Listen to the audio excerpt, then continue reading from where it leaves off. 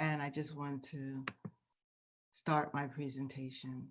I'm Valerie Brown Ball. I'm also a coach, a life coach, and a leadership coach. I'm an ordained minister, and I call myself the teacher of truth because I like to teach. I have a gift of teaching, and I also love to help people expand their thought process and their consciousness and develop themselves spiritually as well as mentally and physically.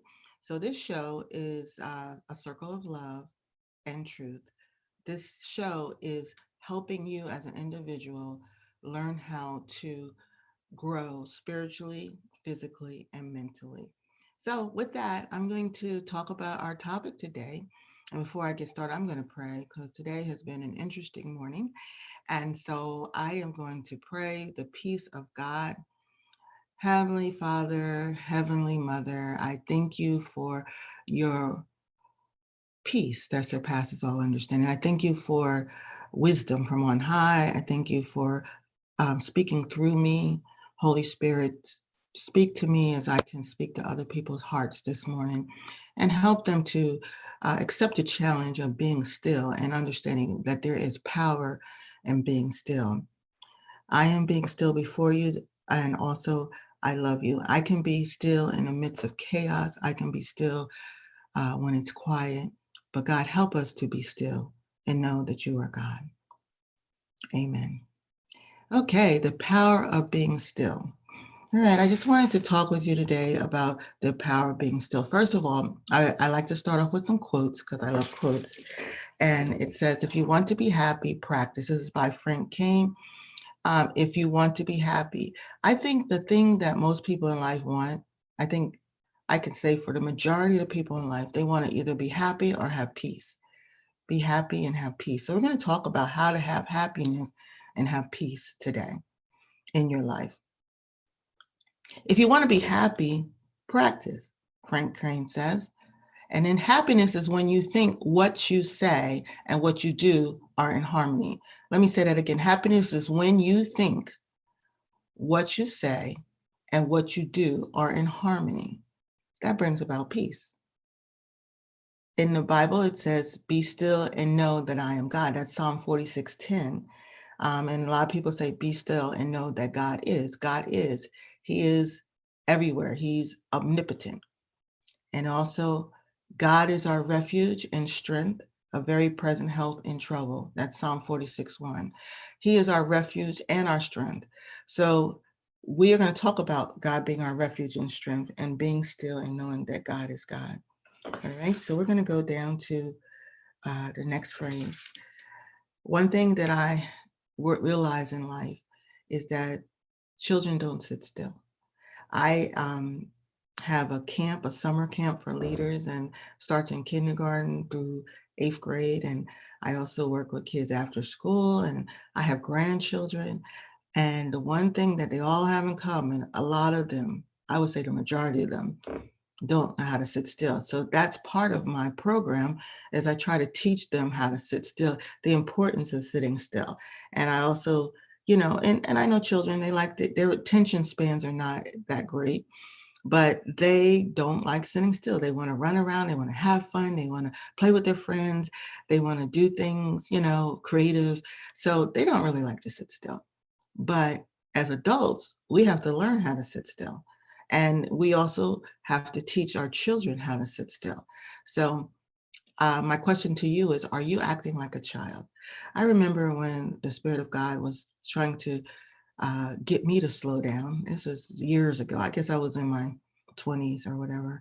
And I had little kids. So, as a new parent, I was running around behind the kids. The kids were running and I was running, trying to get to work, trying to get the kids to school, trying to do this, trying to do that.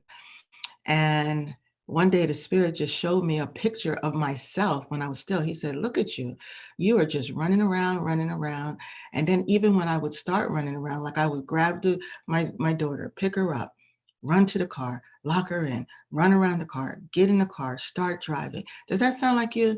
I used to just run around all the time, run to the store. When I get out the car, I run in the store and I run out. And so as I was doing all this running, the Spirit used to show me, why are you running? Or ask me, why are you running? And he would show me myself running. Even when I was still, he said, why are you always running? You know, why are you always running? And that was a good question. And I need you to ask that to yourself. Why are you always running? Why aren't you taking the time to be still? And if you are being still, are you productive in your stillness? Okay. So my question today is, are you acting like a child? And we know that when we're free and liberated in Christ, and when we come to God, he wants us to have spiritual freedom, but at the same time, he wants us to learn how to balance. He wants us to learn how to be still and also, be childlike, have fun, adventure in life, all that good stuff. So we're going to talk a little bit about that today. On our spiritual journey, we are childlike. We start off as children, we get excited about spirituality and the things of God. And when we first have that spiritual connection or some kind of inspiration, we're just very childlike. We get excited. We want to tell everybody. We go around and around, we start to do things and we want to help people and do this and we get excited. And that's good. That's good. But it is also important for our growth and development. And and for becoming mature individuals, we have to learn how to be still. We have to learn how to be still, whether in the midst of chaos or just intentionally. And the reason I wrote that is because a lot of us don't aren't still intentionally. That's one way you can be still. You just say, okay, today I'm just going to be still and know that God is, or I'm going to sit still, or I'm going to not allow my mind to just race. Okay. Another way to look at it is that when you're in the midst of chaos and like they say, all hell is breaking loose around you, you want to be able to master that stillness. You can still be still in the midst of chaos. And usually when I think of being still in the midst of chaos, I think of we talked about monks Tibetan monks and Catholic monks and all these different monks, and they've given their life to God or to the creator. And they sit still a lot. They know that for spiritual growth and development, they have to sit still. And even if everything is going crazy, they still have this calmness about them. They still have this stillness about them. And I call that's part of growing and maturing and having what I call spiritual fruit. Spiritual fruit is, you're at peace. People could tell you're different because you're not always, running around, or you're not always operating in chaos. You are being still. And people wonder, wow, there's something about her. There's a peaceful nature about that person. And that person seems to be not only at peace, but have joy within their heart. And so I think a lot of us would love to be like that. And that takes development. That takes practice.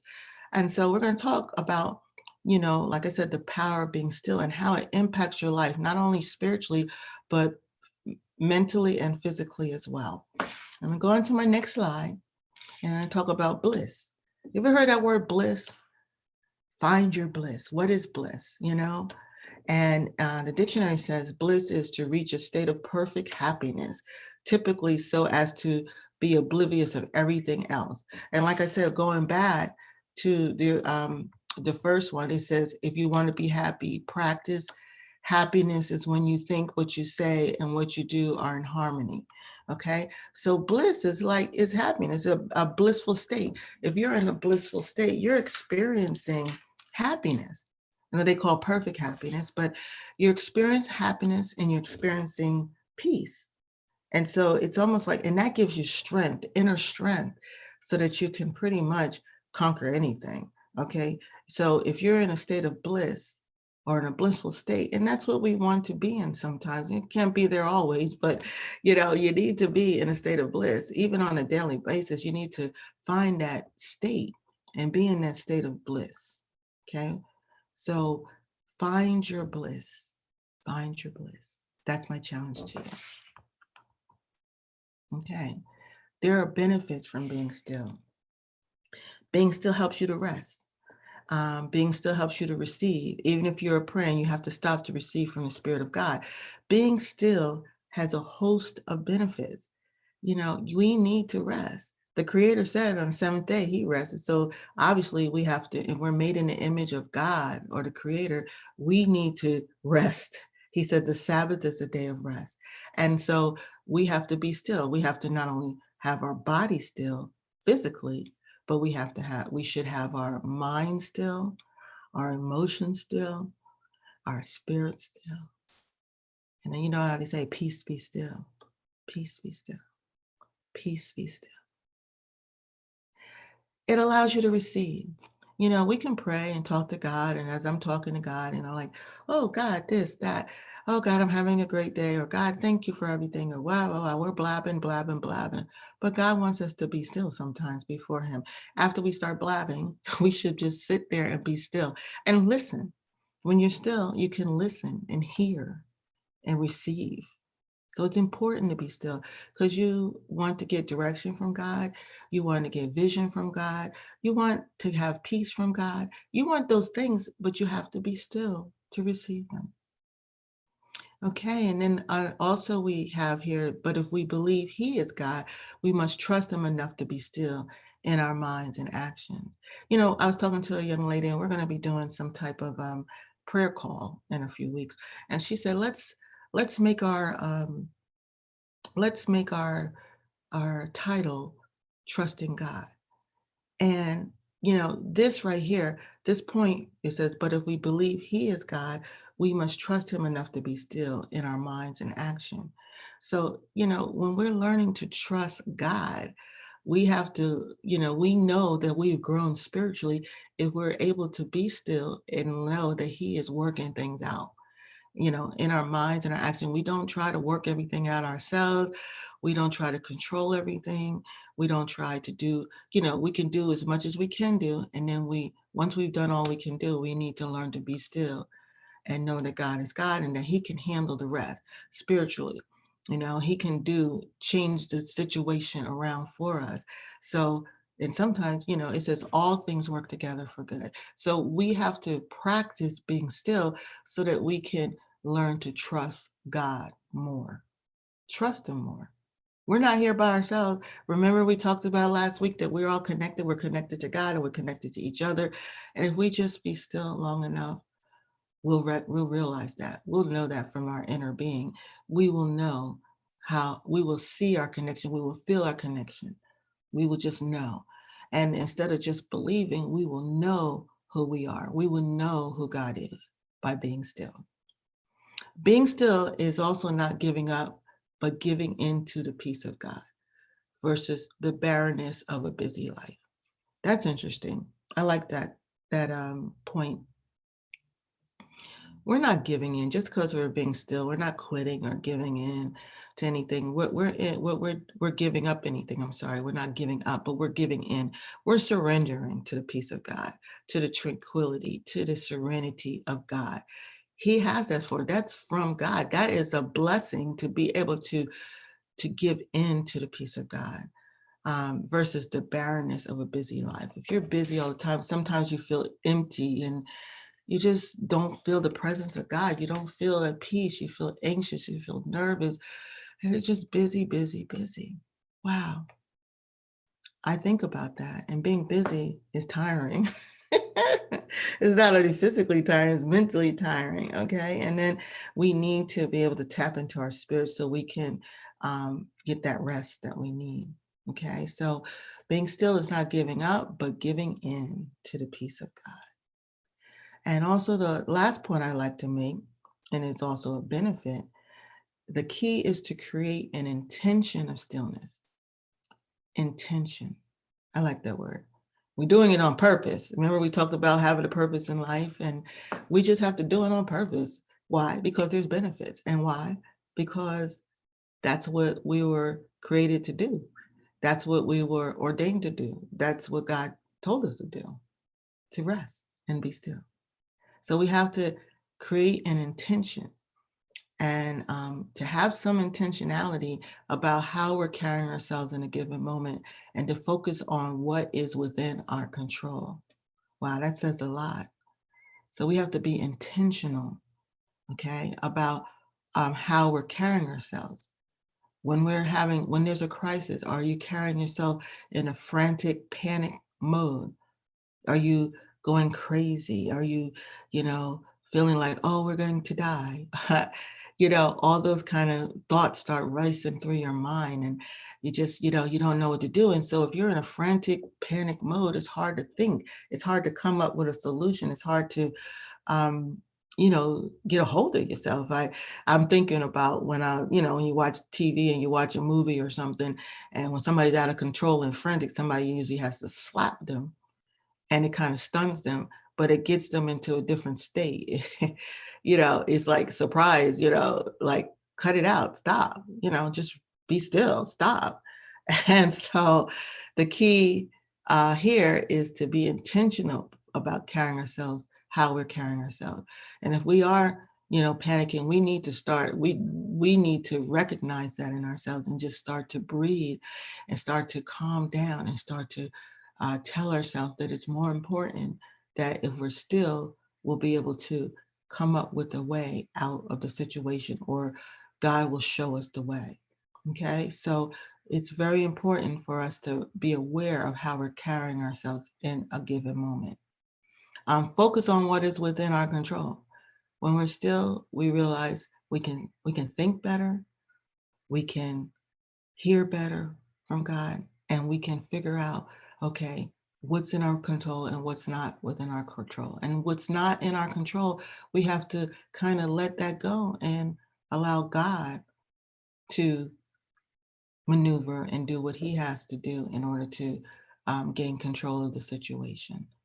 But there are only certain things that we do not control. So when we're intentionally still, we realize this, that it's out of our control. And so we have to then figure out how to get into a state of stillness. Okay, I have I took this from a psychologist. Okay, her name is Dr. Lawson, and she's given us some steps on how to be still. And whether you look in the Bible or whether you go to psychology, they'll teach you. It's pretty much saying all the same thing, but we want to learn how to breathe. You know, that's the key to being still. And I love that word breathe or breath, because in the beginning, when God created us, he breathed life into us. So breath is important, even, because we wouldn't be alive if we couldn't breathe, right? So it's important. And when we're running around and we're running around and we're running like crazy, we're like, we're breathing heavy and we're breathing fast, and we can't catch ourselves, in the moment. But that's why, in order to get into that state of stillness, we need to take slow, deep breaths. And that induces the parasympathetic system and slows your heart rate.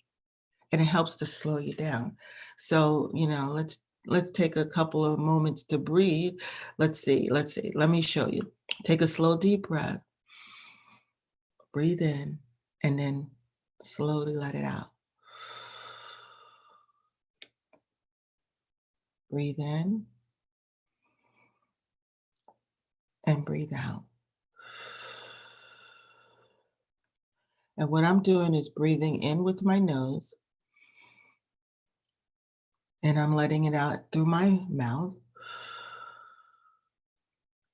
And when I'm breathing in, my abdomen or diaphragm is expanding, so I can bring as much breath in as I can. And then when I release it, then I let it come in. Okay, so when you breathe in and expand your belly. And then as you breathe out through your mouth, you let your belly come back in. So let's try it one more time. Breathe in.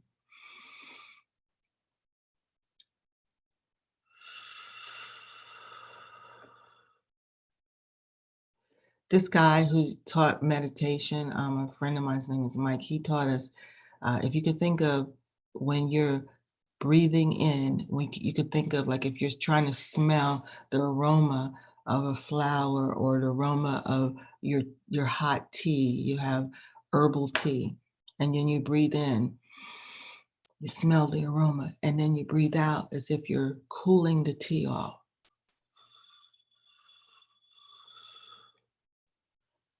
Breathe in, smells like lemon and ginger, and you breathe out to cool off the tea.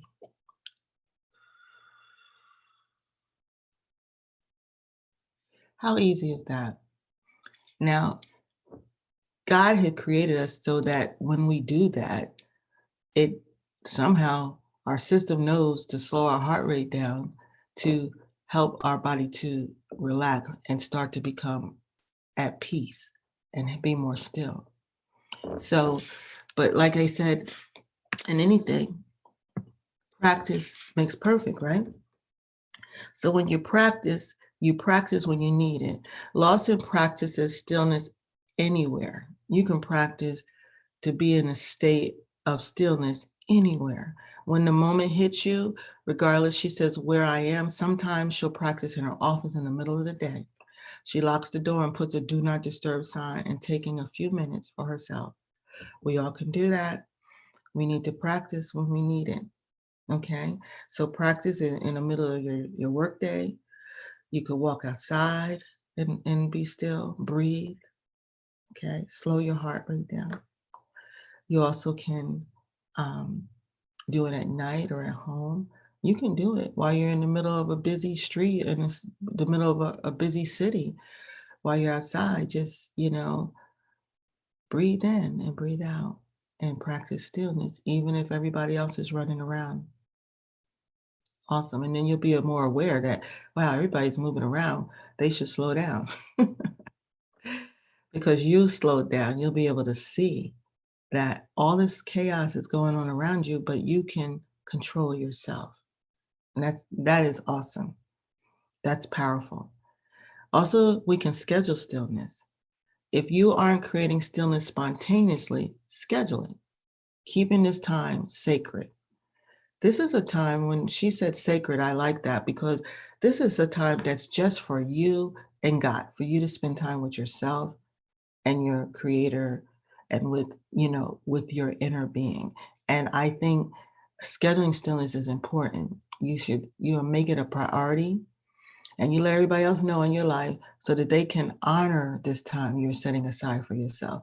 Making something sacred is setting time aside because it's important to you and you know the benefits of it. So if you set time aside, you'll understand the benefits. Because you understand the benefits and you are actually prioritizing being still in your life. You also can find a favorite spot. Some people actually go into a closet. They have a prayer closet or they have a room or they have a park bench or something where they can go and be still. You could go by a lake. I know I used to there's the ocean. I mean, I live near the ocean, so I can go to the ocean and sit on the dock and just be still. Sometimes I do that. Sometimes I go to the park. Sometimes I go into, our guest room, bedroom. Sometimes I just go into my office and shut the door. So there's lots of, you find a place that is conducive for you to be still. Everybody has a special place that they can be still. Also, listen to soft music. Sometimes people are afraid of being alone with their thoughts. That's interesting. Sometimes we get some of us get such negative thoughts going through us that we don't know how to slow our mind down, or we just start thinking negative things. And so in order to help with that, I think you could put on soft music, slow music. I tend to put on worship music or jazz music, or some people like classical music. So music uh, is very soothing, and it also can get you into a state of stillness. Also, affirmations can help you get into a state of stillness by repeating calming phrases like, I am calm and I am still. God is. Be still and know that God is God. You can say these things to yourself and it'll help you to create a sense of stillness. I am still. Focus on your breathing. I am still. And you can create different phrases to help you. Everybody's different to help you. There's people who practice meditation, and there's certain words and sounds that they realized that helped them to get into a state of stillness. So that's something you can research on your own and find out what works for you. You know, everybody's different, so find out what works for you. But the challenge is practicing stillness. Now we're going to talk some more. There's some more benefits spiritually, mentally, and physically. Being still, you can breathe better. Okay, we just practiced some breathing techniques. It helps reduce stress. Oh my gosh. In this day and age, to be able to reduce stress is a blessing. Okay. So if you can learn to be still, you'll be able to reduce your stress. You'll be able to become more aware of your how you are presenting yourselves, and whether you're panicking or whether you're anxious, you'll be able to reduce that stress in your life. And we do this through meditation. And being able to meditate is a blessing, because some people cannot stop their minds long enough to meditate. That's why, if you are one of those people, that's why you should practice. Start off with meditating for a couple of minutes until you can get to a point where you can meditate for a longer period of time. You know, everybody's different, but starting off, we know the benefits of meditation. And we know, you know, part of meditation is that's what being still is. It's a practice, and we have to practice to make perfect. Mindfulness. Now, we've heard this term nowadays. It's called mindfulness, staying in the now. And it's important for us to understand mindfulness is getting your mind to cooperate with you, if you will, is to getting your mind to be still. It's hard. And sometimes we're always going to have thoughts, fleeting thoughts, and maybe you could recognize those thoughts. But after a while, if you focus on something else, you won't even pay attention to those thoughts. You allow those thoughts to be fleeting. You allow those thoughts to go away. And when you're in total stillness, your mind is still. You're not really thinking about anything. You just focus on your breathing, or you're focused on the music, or you're focused on your inner being, or you're focused on God. Okay? So mindfulness helps you to stay in the now. And you have to practice mindfulness, you know, being in the now, trying to do things and be mindful about what you're doing every step of the way. Are you doing it? Are you at peace doing it? Stay in the now through mindfulness. Connect with the Spirit of God. Connecting with the Spirit of God. That's important, because there's power. God is all powerful. Remember, we talked about we're energy beings and we need that power. I got the power. Well, you get that power from connecting to God, connecting to your spirit. That power is inside of you, just like the energies in the stars and the light in the moon and the sun. We have the same energy within us. So in order to go within, we can connect with the Spirit of God, and we can, and that's powerful in itself. That'll give us energy. That'll get us, will last longer. That'll give us power to get things done, and power to um, help other people. And the power that we need is connecting with the Spirit of God. You know, in our own strength, sometimes we can't do it. When we're weak, we have to know that God is our strength. So once we realize that, then we can go within, we can be at peace, and we can connect with the Spirit of God. That's powerful. Powerful, powerful, powerful. There's no greater power. The dunamis power of God. There's no greater power. Gain knowledge and insight from within without trying. Another point I wanted to make, you will be knowledgeable, you'll be wiser. Why do these people who have spent a lot of time in mindfulness activities and um, meditation, they're very wise people, because they hear from within. God gives them wisdom, and it comes from within. Okay, so you and a lot of insight. And even if you're not just still like sitting down with your legs crossed, or sitting down listening to worship music, if you're conducting yourself and you're mindful of your presence in other people's lives while you're around other people, he'll give you insight into the situation. He'll give you insight into the other person's life. He'll show you some things about that person. So, you know, when you're spiritually and mentally and physically still, you gain a great deal of knowledge that you don't have to work hard to get. That's cool right there. That's a benefit because, you know, sometimes you're scrambling to learn or try to come up with a solution or learn about a project and God can give you that in a nanosecond. And you're like, wow, it just came to me. I had an aha moment or, you know, a revelation. And all that was is you connecting with God and the Spirit of God giving you the answer. Maturity and spiritual growth. Now we talked about earlier about childlike, being childlike and running around and hard to sit still and all that.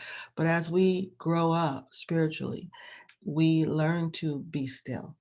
The more still you are, you know, in your mind and in your spirit, the more powerful you are. You become more mature and you have a sense of peace. You have more fruit. You have more fruit. When I say more fruit, you're more peaceful, you're more loving, you're more kind because you've taken the time to be still. Those are awesome benefits. They're powerful benefits. And I just want to say our goal here is to practice stillness and go back. And we talked about being the benefits, but I want to go back to this word bliss. When you're in a state of bliss, that's a state, that's a powerful state. You're happy and also you're at peace. You can do a lot of things when you're at peace, you know. That's how we direct our lives. That's how we order our steps. We have a purpose. And if you're at peace, it allows you to move forward without anxiety, without fearfulness. It helps to grow your faith, not only in God, but in yourself. So as you become more spiritually grown and more mature, you become more confident. You're able to focus on your purpose in life. You're able to move forward purposefully, intentionally. Okay. And so I just want to encourage you that we're going to, you know, take a moment here and I'm going to put